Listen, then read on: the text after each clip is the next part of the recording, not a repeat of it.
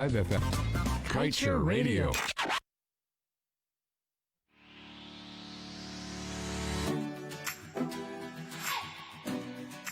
Looking for a new job opportunity? Let Strategic Recruitment Solutions, Inc. help you maximize your potential.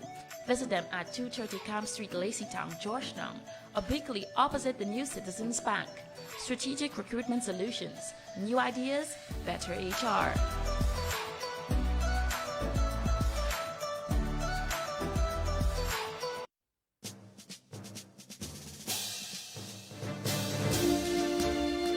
It is 19 hours 30 on the dot in Guyana, and you're tuned into the radio with a difference. It is time to enter room 592 with Dr. Yog Mahadeo alongside his co-host, senior journalist of Culture News, Leonard Gildarie. And tonight there's special guests, LJP presidential candidate Lennox Shuman alongside ANUG chairman Timothy Jonas. Good evening, gentlemen.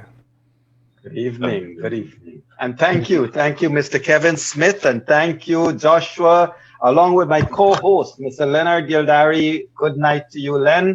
Good night, gentlemen. I see the men Ladies are very and gentlemen, early. all across Guyana, the Caribbean, and the wider world, we welcome you once again to room 592, where we unleash the truth. As you know, over the past couple of weeks, we have had quite some distinguished fellow of various fraternities appearing in the hot seats in room 592. And tonight we have two other distinguished gentlemen who have certainly come out emerging like stars in the Guyana night skies. And these two gentlemen, they have certainly taught this public that we can speak out from an independent platform, and we can teach a new beginning for terms like integrity, honesty, ethics, and political decency. And ladies and gentlemen, as I welcome Mr. Lennox Shuman and Mr. Timothy Jonas to our program tonight, I want to remind you all that D-Day is quickly approaching. And with D-Day being just a couple of days away, we must be prepared for anything between now and then. And as we get our program started, we are going to discuss what we can foresee, what's the best case scenario of things that can happen. And of course, given the experience of these two gentlemen within the Recount Center at the Artificial Convention Center, we can certainly gain a lot from their foresight as well as their insight into what's happening. Ladies and gentlemen, I want to start tonight by saying welcome to Mr. Shuman and to Mr. Jonas. Gentlemen, welcome. Thank you. Thank you. Thank you. And I want to start off. Good night, sorry, Yog. You kind of threw me off first when you said good night, Len, because my friends also call me Len, and you're talking to Leonard. That is Tim, true. how are you? That is true. That is true. Well, let's get started, and I want to come right at you two tonight by asking for your comments and your reaction to something that I'm going to read to you, a statement that was made by one person who I think fancied himself as a very senior and seasoned politician in Guyana. And here is what he said, gentlemen. He said, "As I was expecting an easy win for the coalition, I wrote in this column that the APNU AFC was heading for the Triple Crown.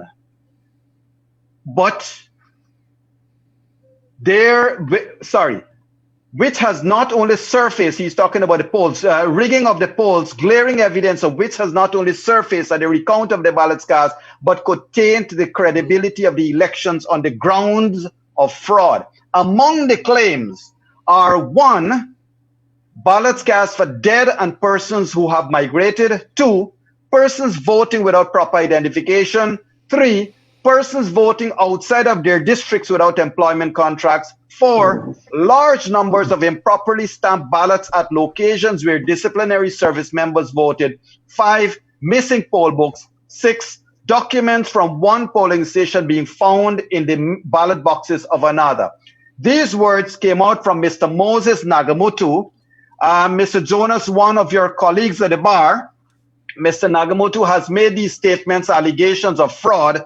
And Mr. Shuman, as of the last 2 days, we have also been told by senior members within APNU AFC of ballots that has taken flight from somewhere in region 10 to somewhere in region 4, as well, gentlemen, of the serious allegation that in every polling station, according to Ms. Valda Lawrence, in every polling station, every ballot box has had about 4 or 5 illegal ballots cast within them.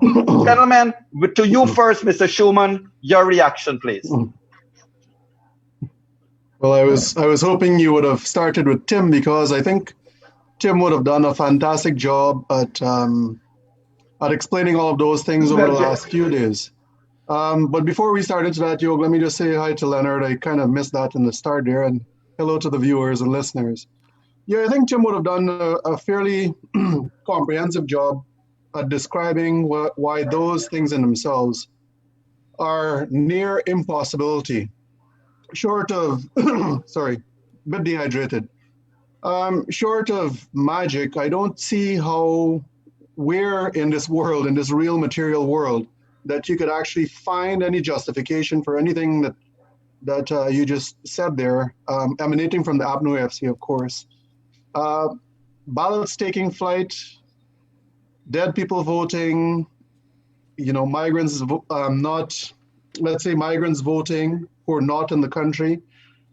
All of these things, and sometimes I chuckle a bit when I come on these shows, and I did the same thing when I was on Globespan some time back, because I think I'm listening to a very interesting comedy show, because of all of the accusations and stuff. It says nothing about the content nor the context of what we're doing, but when you hear of all of these things, all that one could think of is that you fell asleep and you woke up in this fantastic comedy show of which you're now a part of, because we don't see any logical way in which any of these things could be proven.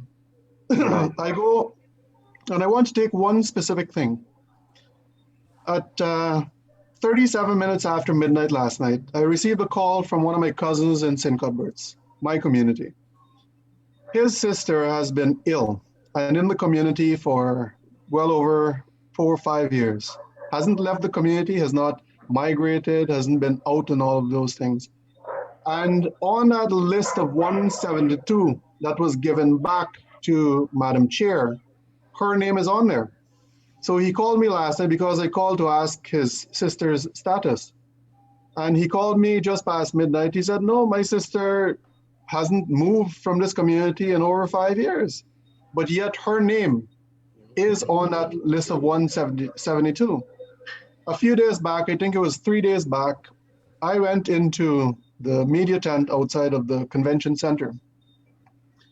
And I stated very explicitly that we have lost so much trust in our institutions that anything that comes out of the immigrations department or the police or any other ministry at this point has to be looked at with a great degree of scrutiny and suspicion.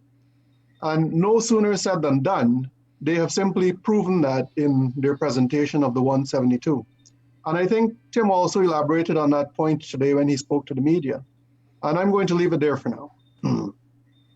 Thank you, Lennox. And just before I go to Tim, I just want to remind viewers and listeners that we have extended an invitation to everyone from all sides of the political space to appear in room 592. I have personally written letters, sent emails. Last week, for example, viewers and listeners, I know some of you are concerned about this. Last week, when we had the people from Burabis last week, Friday, Mr. Rafiq on this room 592, I had written to request permission to have Mr. Gobind Harbhajan on this show. I've written for permission to have Mr. Imran Khan in this room. We have not even gotten the courtesy of a response. And as well, invitations has been sent out to a number of other persons on the APNU AFC side. I know some of them are busy, and I respect that very much, but we have been continuously sending invitations for them to appear and to present their arguments to whatever is taking place. Tim, over to you, my friend. Um, I I smiled when you mentioned one of the things that Walla Lawrence said, that in all of these polling stations there is evidence of fraud by at least two or three, and sometimes more, because there are 2,000 polling stations. Mhm.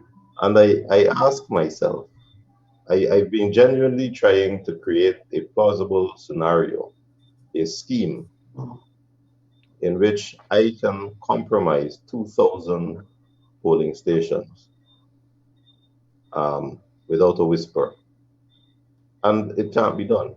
Somebody is going to be honest. In those 2,000 polling stations, if there are 5 reps from the various bodies, GCOM, APNU, PPP, International Observer, Local Observer, let's say 5 reps, you're talking 10,000 individuals. For there not to be a whisper, for none of them to talk to his wife, one of them talk to her husband, a brother, a sister, to say, these people called me and asked me to do this thing. Not a whisper. It's such an impossibility. But then even the economics of it and the logistics of it. Am I going to go and bribe 5 people in a place of poll for 3 votes? And can I do that 2,000 times? And can I do that without anyone betraying me or saying no loudly or quarreling? And remember, of these people, half of them are APNU supporters. So did APNU so carelessly put their representatives in 2,000 places of poll, people of such low caliber, such low moral fiber, that they can be undermined by the opposition? Were APNU so careless in how they chose their reps? When I'm choosing my rep, I choose somebody I know loyal to me. It boggles the mind when you look at it that way, when you begin to try to implement a plan.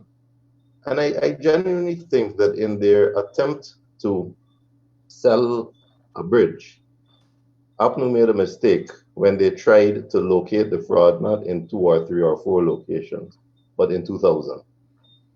Because by trying to say to the people, these evil, horrible PPP folk had the wherewithal to infiltrate 2,000 locations and thought it was worthwhile to do it so they could get 3 votes in each of those locations, it simply doesn't make sense. Mhm. Now, if we go back to 2015, I'm satisfied in my mind that in 2015, enough Guyanese, the independent thinking Guyanese, the Guyanese who will vote PPP one way and AFC APNO another way, not those who are blind party loyalists, but enough independent thinkers had enough of PPP management and corruption that they needed to swing over. The people who voted PPP in 2015 were willing to vote PPP despite 23 years of increasing corruption and increasing abuse. So those were the die-hard PPP core supporters. Mhm. And even with that, APNU only won by less than 5,000 votes. Now, I live in this society, and I can say to you with a certainty that scores of people that I spoke to since 2015, and I'm one of them, I voted APNU in 2015, became disillusioned with APNU and decided they would not support APNU in 2020. I cannot think of one person, I have not come across a single person who said APNU has done such a good job that although I blindly supported PPP in 2015 and voted PPP, I've now changed my mind and I'm going over to vote APNU. APNU did not gain a single vote since 2015, but they lost many. And I'm astonished that Nagumutu can say to the public he expected a win. Nagumutu know full well. And they did deceive themselves and they did G up themselves and say we can do this. Think about it. Ask yourselves.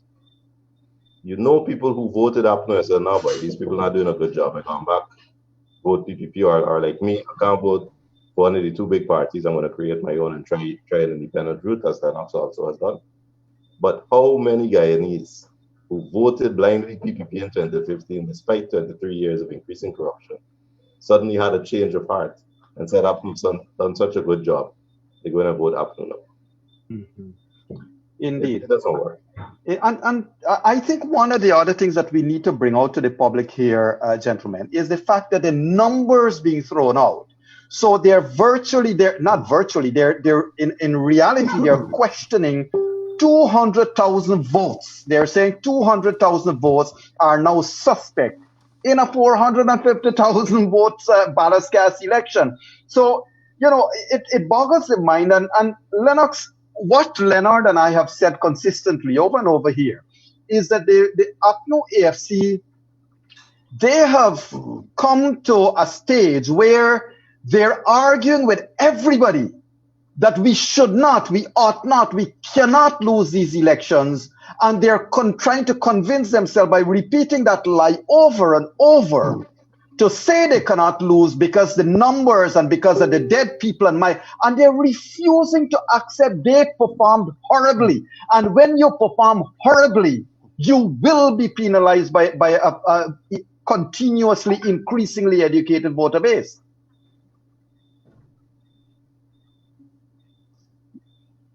Your thoughts, Lennox? I think one of the big things that we have to remember is since the loss of the no confidence motion in December of 2018, there has not been a single indication that that the APNU-AFC have been willing to accept any single circumstance under which they would be unseated from office. When you look at the no confidence motion, Valdo Lawrence wanted to have a recess mid-vote after Sharonda has voted. And I can only venture a guess that maybe they want to have him replaced ad hoc. After that was done, they said, okay, well, we're going to accept this, and everyone accepted until Nigel Hughes threw the Jumbie Math in there. And then they took this country, pretty much they dragged Guyana through the dirt for the entirety of 2019. They got to all of the courts, and the courts, while Madam Chief Justice would have ruled that it was properly passed, we saw some really interesting legal twisting in the Court of Appeal. It went to the CCJ, and even though that was presented in very explicit language, in my view, and I'm no lawyer, the administration said that, well, the CCJ said that, but the government has to remain in office, contrary to what the Constitution says. After that, they're supposed to have elections on the 18th of September, and they deferred that to the Guyana Elections Commission, that Mr. Granger in himself had attempted to stack in the APNU's favor when you look at it with the appointment of Justice Patterson. And then you bring it down, and then they go into a house and claims and objections and every single thing. From the moment Mr. Granger started the appointment of Mr. Patterson, there was not going to be a single circumstance under which they were willing to accept a loss. Mm-hmm. When we started tabulations at Ashman's building, I was there. When they recognize that the numbers are not adding up, that's when the persons got sick, they got tired, that's when the flash drive came into play. And something very interesting happened in that room that a lot of people don't know. And it has not been given the public prominence that I think it deserves. When we got into that room, there was a young lady with a stack of papers. When you look at it, it contained all of the numbers from Region 4, all of the votes, number of voters in every single station. And when I drew attention to that, at the time, the commander of a division, Mr. Thomas, was there. I said, well, could you please tell us what those papers are in this young lady's hands? And she quickly disposed of it on top of a chest of drawers and went and laid on the ground. When they looked at it, it contained all of the voters. It didn't have votes cast or anything. It just had the voters per district, per box, and all of these things. Now, the suspicion that emanates out of that now is that there's only one way to cook the numbers. And since they were caught with that document, they didn't have a way to go back and now ensure that Mr. Mingo's cookbooks or cook spreadsheets in that sense were projected over the number of votes. So we kind of undermined their game there. So when they came back the next day, they were not disposed to that information right off the tip of their fingers to alter the math so that they could conceal their attempt at rigging the results. Right. By that interception in itself, we pretty much undermined a significant part of their game. That is why the next day when Mingo came, you could see clearly and you could hear it clearly that the numbers that he was calling out was not in line with the number of voters. And in some of those instances, you actually had more votes being cast than voters in some areas and so on. Correct. So out of all of that, we won, and we are going to do everything we can to delay our declaration of victory and all these things, not wanting to prove it, to getting to this point. And when we started this recount on the 6th, I think some of my opening remarks on that day, on the morning, was to say that the APNU AFC is not interested in a legitimate outcome of this process, that what they want to do now is to go and undermine the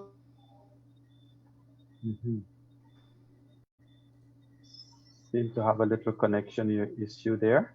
And meanwhile, Mr. Shuman is coming back. I'm sure he's going to rejoin us. I want to go over to Mr. Jonas. Tim, as of recently, we are learning that one of your colleagues, Mr.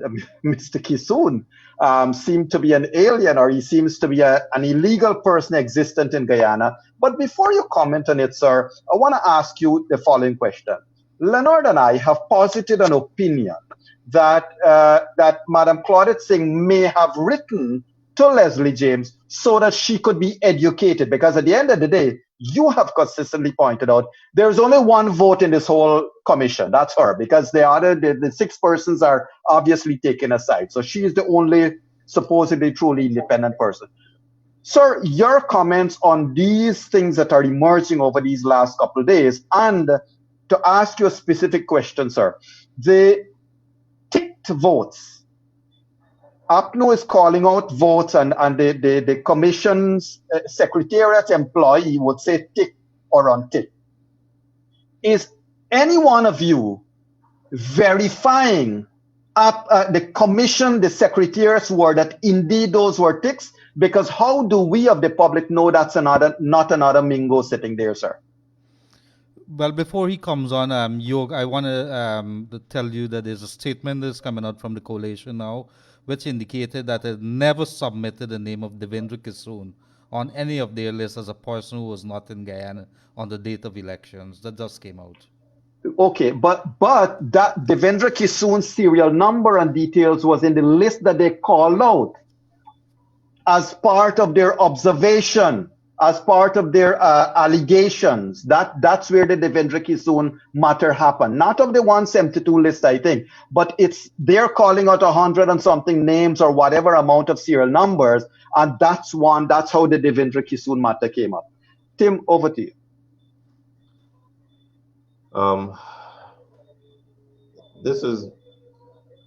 We're so far into Alice in Wonderland that this is just another pill that poor Alice in Wonderland swallows to be a giant or a midget. We are beyond the realms of all reality. We simply have lost sight of where we should be. When APNU agents in the workstation voice an objection to numbers, they don't voice the objection. They ask the GCOM official for information. So they will call out numbers of voters, not the names, the corresponding number. And I do not exaggerate when I say they will call out as many as 140 numbers. Wow. In a box. So I laughed the last time I was there. I said, man, why call out? Why not just call out everybody? Interestingly enough, on that occasion, the gentleman called out about 60 numbers, and only 5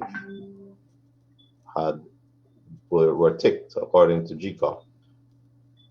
And at that point, I said, man, 5 isn't enough. Call a couple more numbers. You might catch a couple more fish.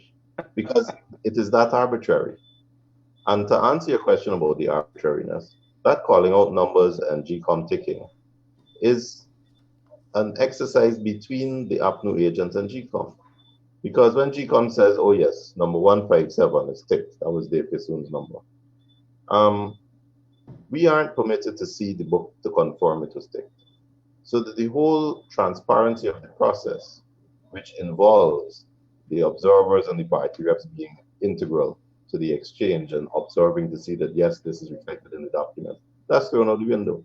We have asked, we said to the GCOM agent, we can't see your document. You're looking at your document to see, yes, this is ticked. Can we please look and confirm? No, can't do that. So this chain of custody, where APNU calls out numbers, of the 100 APNU calls out, GCOM says these 5 are ticked. We are not part of that and we can't see. And then the second stage, when APNU objects to those 5, they have no evidence to present to support their objection that these people are out of the country. And the GCOM official nevertheless takes the objection and refuses to note the basis of our objection that y'all didn't present no evidence. So the documentation is one-sided as a result of complicity. So when you look at an observation sheet, what has been written down has been written down in a process that is designed to exclude the voice of anybody except the APNU agent. But interestingly enough, even that doesn't withstand scrutiny, because then somehow that information translates to a letter from Justice Claudette Singh to the chief immigration man, who's also the commissioner of police, saying, please tell me if the names on this list that none of the other parties saw, and if you don't know if GCOM take them up or not, we don't know where these names come from, because there's no connection between that letter and what happens in the workstation, express or implied. Can you tell us if these people are in the country?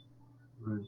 And he writes back to say, of your list of many, 172 people are not in the country. So again, we have no clue at this stage what the context this is in.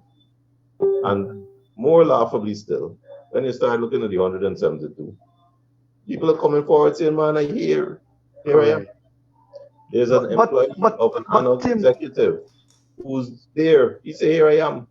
But he doubled down. He doubled down last night, didn't he? He doubled down to say, if you are so, you're illegal. I mean, how far will this go? Well, Jog, this is the thing. What Mr. James sent to Claudette Singh is a computer printout to the list. What Mr. Mingo read in the Ashman's building is a computer printout to the list. We already know that Mr. Mingo's computer printout is totally fabricated. We have no knowledge whatsoever about the authenticity, truth or not truth of what Mr. James said. We simply don't know. But we do know that poor Dave Kissoon did not come illegal backtrack through Brazil. Mr. Kissoon usually flies in through the appropriate channels. And we do know he was here on the 2nd. Correct.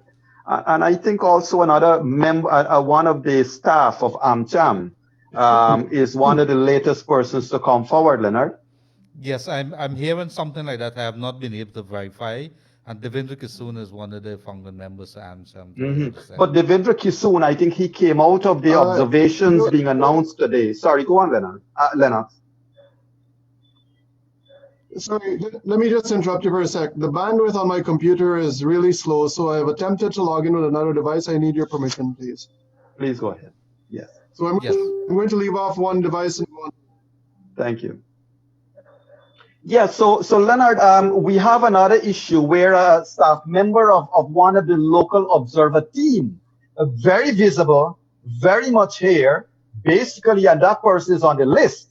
That person has to be here illegally. I mean, the ridiculousness. But Tim, I want to ask you, and I want to come back to you on the perspective of, let us just say, hypothetically, at the end of this process, APNU does win these elections.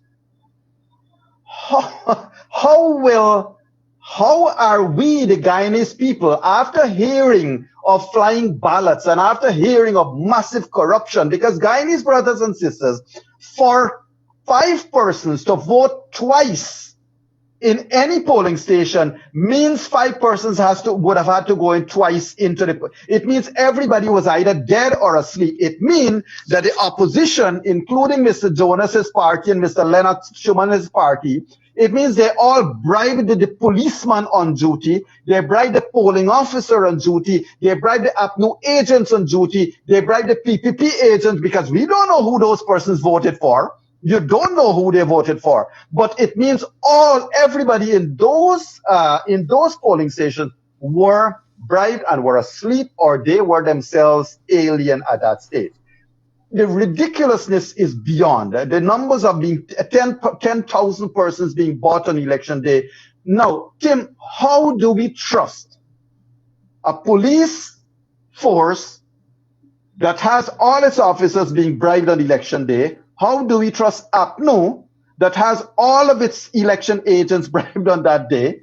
Where do we go from here, sir? I think this is where it gets dangerous, because our police force and armed services are being condemned by ANUG and their leadership, and they're being thrown under the bus. In effect, ANUG is saying to them, you are corrupt, or you were asleep, you didn't do your job, you should have been there. That's the reason you voted a week early, so you could be there and make sure everything goes smoothly, and you've been compromised. And that is an enormous insult. Yeah, 1 compromised, yes. 2 compromised, yes. 50, yes. But 2,000? Correct. In 2,000 places of poll, 2,000 ANUG agents in 2,000 places of poll. That is where their story, I think, backfires on them, even with their own supporters. Mm-hmm. Because you do not treat your supporters like that. You do not insult your own people like that. So, if I was an ANUG observer or supporter or representative, I would be offended.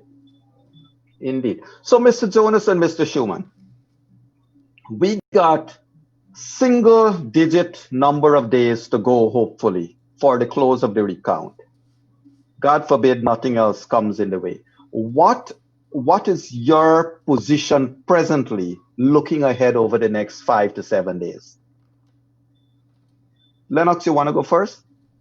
You're muted. Please unmute your mic.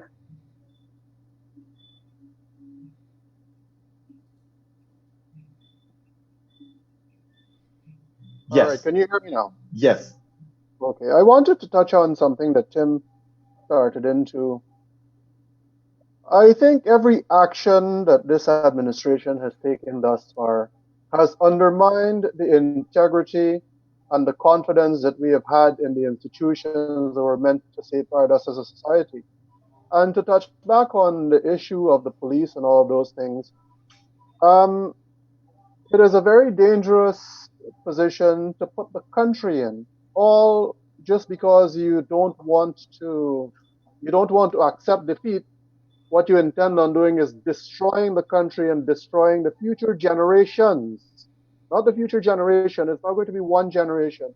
It is a multiple generational issue, because when you start throwing to people, these followers in that sense, faithful followers, that they have been cheated out of something that they legitimately lost, that narrative is going to go on for the next 50 years, maybe even longer.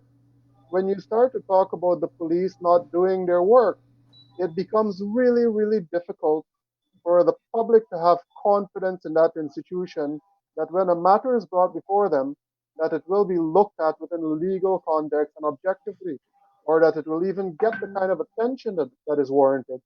So what is happening, or what has happened, is there's this massive undermining of these sacred institutions, in my view.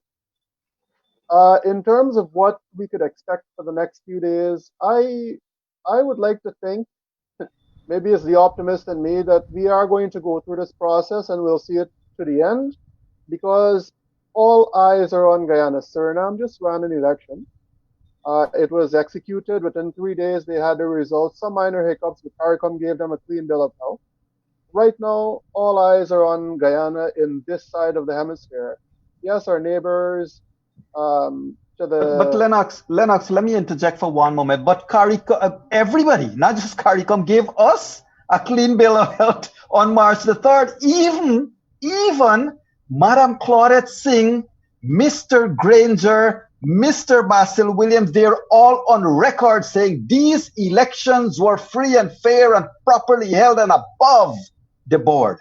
correct, but they spoke about the process, about the integrity of the process, and that is what Tim was talking about earlier in terms of how good of a process we have, but it does not speak to the integrity of the results.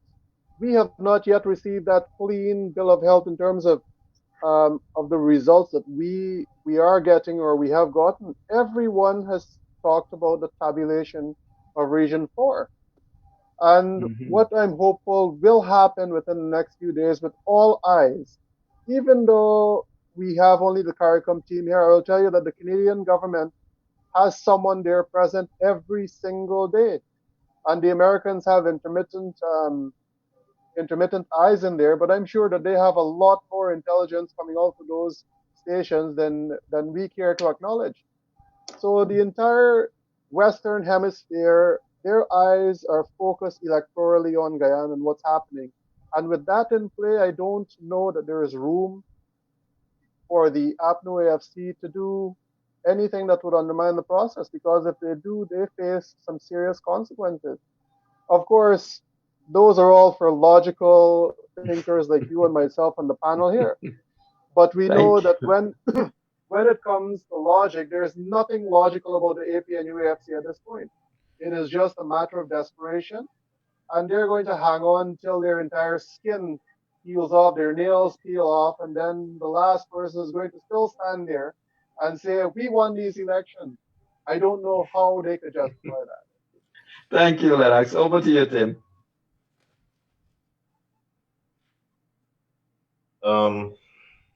There's a reason that we're in this predicament, and we have to bear it in mind because we have to look forward. Lennox is right. There's been an attempt to rig this election that has been exposed. There's a lot of kicking and screaming going on now, but we're actually at a critical moment because, and again, this is GCOM that is responsible. Whereas we should have been counting these regions in order, GCOM has actually completed 8, 9, and now 10. 4 still going on. GCOM has allowed 4 to be the last region counted. And with what we will be going into in the next few days is the areas of hot contention where Mingo did his magic. So as we get to the east coast of Region 4 of Demerara, there we will see a lot of discrepancies between what the recount shows and what Mingo did. So we are in for some tough times. And in fact, if this process is to be interrupted, now is the time that I see it being done. If there's a motive to interrupt, the time is now. So we need to be careful over the next few days. But we need to look forward. And let us assume that the incumbent is sufficiently afraid of sanctions and the GCOM is sufficiently backed into a corner that it can no longer try to avoid the inevitable. That doesn't help Guyana because our winner-take-all situation and our so-called democratic process gives the advantage to the party whose demographic ethnic base is larger, and that is the PPP. And in any forum where there are 51 of you and 49 of me, simply because of how you look, we do not have a fair democracy. And it's really time for our conversation to change. And I really regret APNU's approach now, because APNU should have been talking about this from 2015. You don't win an election by 4,500 votes. and then pretend you're God, pretend that you're King David. Ethnically cleanse the public service, give yourself 50% pay rise, parade people like Ashley Singh and Winston Brassington in handcuffs and shackles for the amusement of the masses. You don't do that kind of thing. You start a truly inclusive conversation with the intention of creating a system where the two large groups that each one feels disenfranchised when the other one wins are comfortable, where every group in Guyana is comfortable that they are fairly and adequately represented in the government. Nothing like that was done. APNU won on that platform. I voted for them, and I forgave AFC for breaking their promise about staying as an independent third party, because they campaigned on a platform of constitutional reform where everybody would get to share in decision making, share in governance. And they broke that promise. Second promise they broke. When you win by 4,500 votes and you pretend that you're suddenly a monarchy and you'll never come out, imagine David Granger had the audacity to present to the public a 10-year plan of advancement with oil and gas. Right. Need Leonard, inclusive governance, where both sides are represented, where all sides are represented. Indeed. Leonard, I know you have to be very open, and you are not to have an opinion, sir. But Leonard, I'm going to ask you a question. What do you see over the next 3 to 4 days? That's a good one. Okay, you don't have to answer me, but go ahead with your question, sir. Yeah. I was just about to say that I'm not supposed to be sitting on that side of the fence. Danny, I can't hear you. I'm sorry. I don't know if something's wrong with your mic. Yes, my apologies. I know that Yog wants me to sit on the other side, but I'm not going to sit there. I'm not going to fall into his trap. However, I'm going to put you two gentlemen for these questions, and I want you to answer. Are you prepared for the eventualities that maybe the coalition is not going to accept, or let's say the other side wins? Whichever side wins, are you prepared that one side is not going to accept and we're going to see ourselves in another crisis? Do you have a game plan to deal with that? Anybody?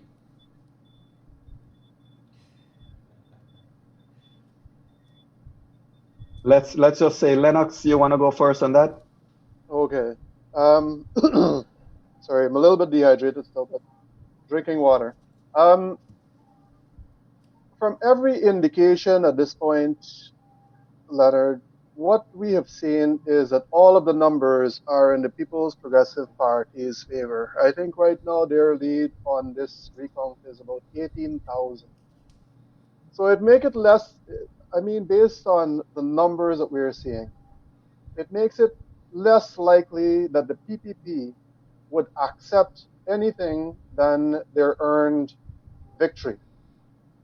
In the eventuality that the APNU AFC does not accept that, do we have a game plan? At this point, we don't have the kind of resources to go into any prolonged battle. If we were to go into another election, we don't have the resources to do that.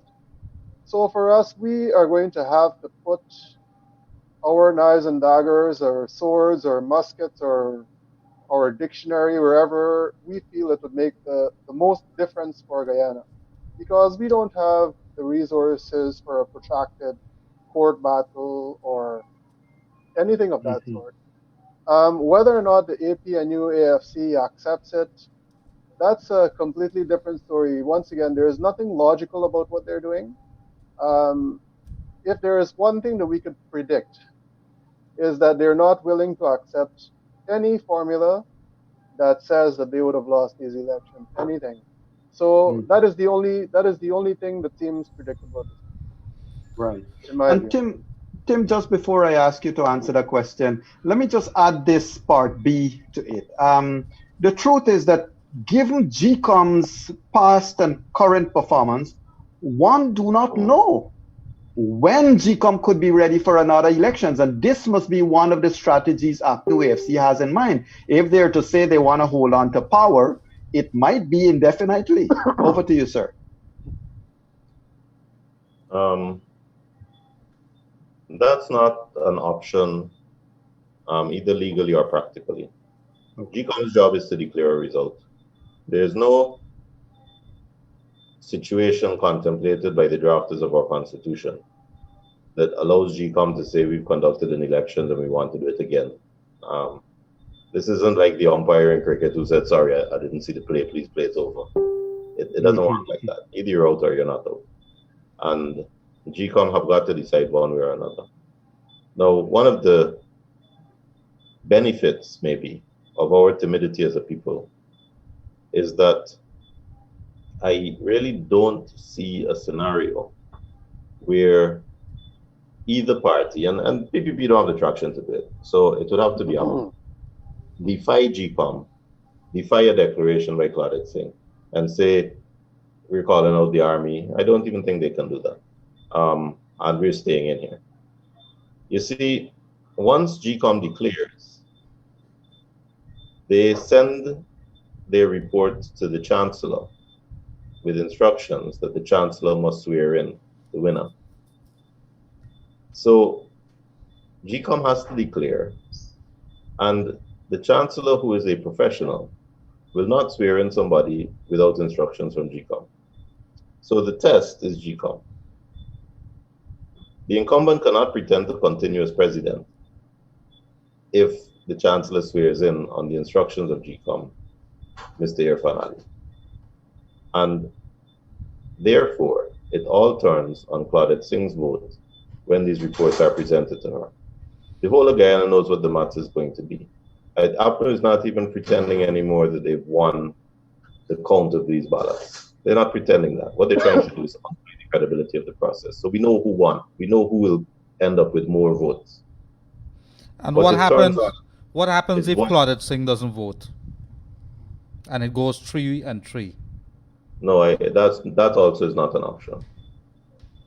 As the casting vote, her sole function as chairman is to be that casting vote. So if she abdicates that sole function, then she has abdicated her function as chairman. She has to vote. You don't abstain in GCOM. Okay, and I think, Timothy, a lot of the professionals, yours truly included, I do believe that at the end of the day, Madam Claudette Singh might have done everything she seemed to be reluctant. She seemed to be taking a long time to make decisions, and she certainly seems to be distancing herself from being a proactive chairman, like what we have got used to in the past. But I think that at the end of the day, I'm hoping that she would vindicate herself and all the criticism that would have come at her feet and do what, as you rightly say, she's required to do by law. But Tim, let me come back to you on one other aspect. Will these, what if the recount is not allowed to be completed? Well, again, by locating the remainder of ballots front and center in those areas where Bingo's suspicions are highest, the plan also is double-edged, because to interrupt the process now, when we have seen unequivocally that every single other region counted their ballots properly and acted with absolute professionalism and integrity, we now focus our attention on the Mingo area. And if an attempt is made to interrupt the process now, it doesn't dilute the suspicion. It confirms the suspicion. It corroborates the suspicion. I think it would be a monumental mistake for APNU to try to stop the process now, by whatever means, COVID or whatever means, because attention is now focused, of locals, of foreigners, of everybody, on the Mingo areas. This doesn't dilute the blame and where the aspersion is cast. This focuses it. Correct. I want to go back to what you said about the chairman, Claudette Singh. This has been an unprecedented election. This has been something I've never read or heard of. This entire torturous process, both the legalities and the technicalities, and the individual corruption undermining it. She has the option, by doing the right thing, of being an international hero, of being someone who has piloted GCOM through troubled waters, through threats and bullyism, through mutual suspicion and distrust, and arrived at the right conclusion, which will be vindicated on an election petition. She can be a hero. She can be a Guyana Nelson Mandela, or she can be a pariah, both locally and internationally. I want to make that point because she is a lady whose professional history and reputation has been intact. I have appeared before her as counsel before a judge. I have known her after she retired. I appeared before her when she was promoted to the Court of Appeal. And she has always stolidly done a day's work. She has never shirked. And her reputation for that was inviolable. That can be shattered and torn apart, or it can be elevated wonderfully. And the choice really is hers. Great. Coming back to the same lesson. Sorry, go on. Yog, yes. I want to get in there for a quick sec. There was this when we started this recon process, there was this drive to have Region 4 completed, and I think at one point, I myself bought into that since that was the only point in question. But from where we're sitting as a country in such a charged environment politically and ethnically, you take a step back, you take a day to think on it. And in order to satisfy both sides, because the APNU AFC is calling for a full recon, PPP is calling only for Region 4, why not say, all right, well, look, let's get it all done because Region 4 is encompassed in that full recon. And in the start, it was, all right, well, can we get Region 4 done first? But when you think of it, Madam Chair has shown a great degree of wisdom in saying, look, we are going to do it in this order, and Region 4 is going to be counted with everything else while the rest of them are going, and rightly so, because if we had completed Region 4 first, there would have been a potential to enrage the population whereby one house would say, well, look at that, Region 4 has just proven that we've won. And right away, you undermine the entire recount process. Remember, you're relying on these numbers to declare the winner. Now, if you undermine this process somewhere in the middle after you would have done Region 4, and you never get to the very end to have the legitimate numbers coming out of this recount that all of us sign on to, then what now do you take to declare? Because people would just chuck in and become complacent. And who knows, we may have opened up a separate can of worms in that sense. Yes. But I want to touch on something else that Madam Chair would have done. My understanding, and maybe Tim could correct me being the legal mind, is that the Secretariat's function is the execution of the decisions made by the Commission in line with the laws. Madam Chair and the Commission should not be engaged in the everyday activities and dictating to the Commission what needs to be done, what must be done. And I think by virtue of her not accepting the results from Mingo, would have demonstrated the kind of integrity that she has. A lot of people are quick to heap scorn and blame on Madam Chair. But the reason why we are in this recount right now are because of two sets of people. One of them being Madam Chair herself, because she had made that commitment to this undertaking. And the second one is that the newer parties collectively, all of us worked very, very diligently. When we left Ashman's building for that very first press conference that we had, all of us, inclusive of the PPP, had we not done that, the international community at one point just looked at these elections as a war between blacks and Indians in Guyana, and they were willing to just say, you know what, it's done. But it is because of the presence of the newer parties that brought us to this point where we're hopeful that we could get results of integrity. And I think Madam Chair in herself, in what she has done, I don't think she has shown that she is willing to falter and put that stellar career to the wayside. I think what she has done is made very circumspect decisions in line with laws. And I think going forward, I cannot see that she's going to falter in her decision to this and her commitment to this process and this country. Well, Lennox, I don't, I think your point about one in hindsight, one of the things that come out with having Region 4 done in the way regions done in the way it's done makes sense. I would want to disagree with you with the second point you made. Had the Madam Chairman, had the Commission been engaged as they ought to be engaged in the process from day one, Guyana would have presently been paying heed to the people who are sick and dying in this country, people who are unattended to in this country because of COVID-19. Instead, we are spending hundreds of millions of dollars in a recount that ought not to have happened in the first place. So some of the blame has to be directly on the plate of the chairman. But, we are, ladies and gentlemen, unfortunately, we are down to program time. I want to leave the last words to Mr. Timothy Jonas. However, let me say to everyone out there, like our two gentlemen on the program tonight, our two guests, I want to encourage everyone. Be patient. Let's wait for the outcome, but be vigilant, because it is especially the new party's vigilance that has made and has given democracy a continuing chance.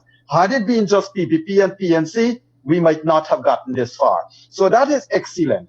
And I want to congratulate you two gentlemen and all the new parties for doing what you're doing. Ladies and gentlemen, before I hand over back to the two of them for the final word, I want to remind all of you, join me tomorrow night again and Mr. Gildarie for a discussion with Mr. Roel Johnson. Those of you who would remember Mr. Roel Johnson under his previous wings of a mosquito crew, we'll certainly be talking with him tomorrow, and he will be in the hot seat. So over to, I think, Lennox, you wanted to make a final point? Yes, I wanted to. And Yog, thank you so much. Leonard and Glenn, Tim, and all the viewers. I want to ask of the public that all of us who are working in the Arthur Chung Convention Center to ensure that our franchise, our collective franchise, is respected and properly counted, accounted for, and everything else, that you help us. And how do you do that?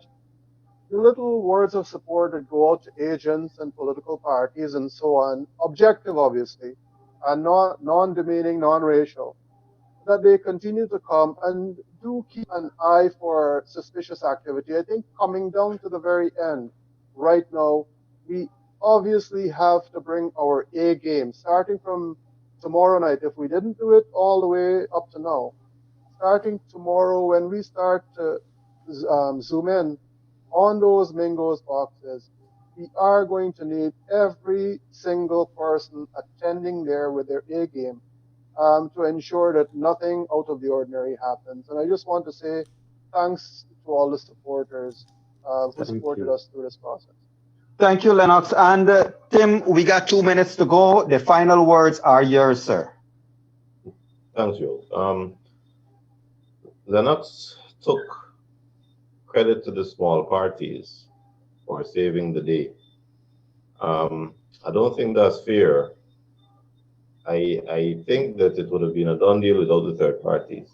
But more importantly is the international community. The bully in the schoolyard didn't care about the PPP and certainly didn't care about ANUG and LG. We have no traction. But it was the pressure from the Americans, the Canadians, and the Europeans that brought in CARICOM and Mayamati saved us. Now, the reason I'm saying that is that I agree with the second thing that I've said, that the next few days are critical, because the next few days we are looking at the region for Mingo areas. And I hope, I know we've seen some of the international observers, CARICOM there and a couple of the others, not enough, but I really hope to see the Americans, the Canadians, the Europeans in there showing a presence, because this is crunch time and this is when it's going to get hot. And we need as many eyes there, and they continue to be accredited. And I would like to see them there. I hope I can persuade them to come, because they are the ones who need to see with their own eyes, to eyeball the situation, so that they can draw their conclusion and not listen to a spin or a narrative. I really hope to see them. It is crunch time and we need them there. Thank you. And ladies and gentlemen, thank you. We are out of program time. See you tomorrow. Do stay safe. And if you can, say a prayer for this country of ours. Good night now. Good night. Culture Radio. Covering Guyana from coast to coast. Demerara and Essequibo 99.1 FM.